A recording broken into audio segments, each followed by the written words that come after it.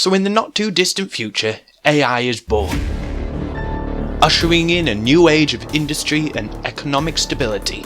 These AI were called omnics, and they're responsible for the megacities that are still standing today. 30 years into our advancement with the omnics, the event known as the omnic crisis began. No one is sure why.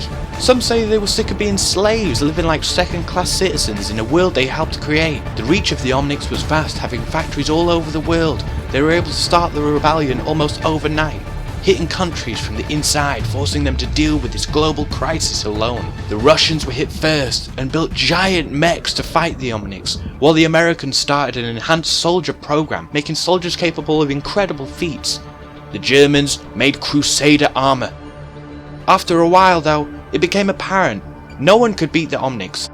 Only the Russians could hold their own against the omnics' sheer adaptability, with its bastion units able to take many different forms on the battlefield. So with help from the UN, an international group was being formed. Gabriel Reyes and Jack Morrison, part of America's enhanced soldier program, were the first to jump on board, Reyes taking the command. So they stopped the war and paved the way for peace between humans and omnics.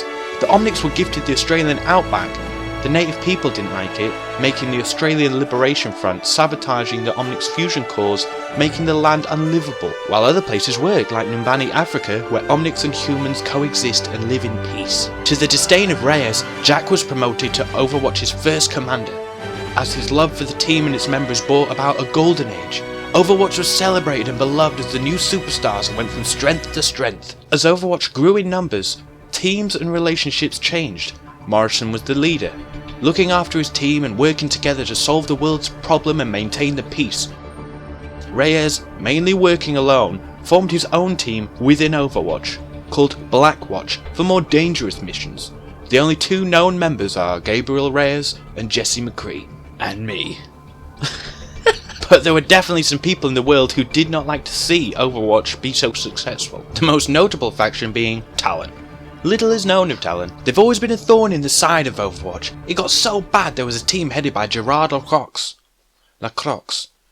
What? Gerard Lacroix to spearhead operations against Talon, but after Talon couldn't kill Gerard, they turned attention to his wife, who was kidnapped, brainwashed, and then carried out her orders to kill her husband. Jesse McCree also encountered the group on an incident known as the train job. Talon raided a hypertrain on its way to Houston. McCree noted that their tactics were mysteriously close to his former Blackwatch days. In the latter years of Overwatch, tensions grew between Morrison and Reyes. There were rumours of infighting and the Overwatch members picking a side.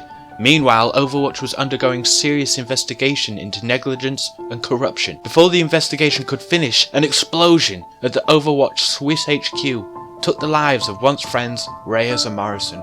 They were presumed dead. Maybe Reyes was instrumental to this. Was it a cover-up for what he'd done? Maybe a fight between the two factions caused the explosion. Either way, Overwatch was finished. Once legendary heroes retired, some worked as mercenaries. Some vanished, never to be seen again. But then Winston, witnessing the world thrown into darkness, opened up communications and got the band back together. Or at least that's what Athena says, anyway.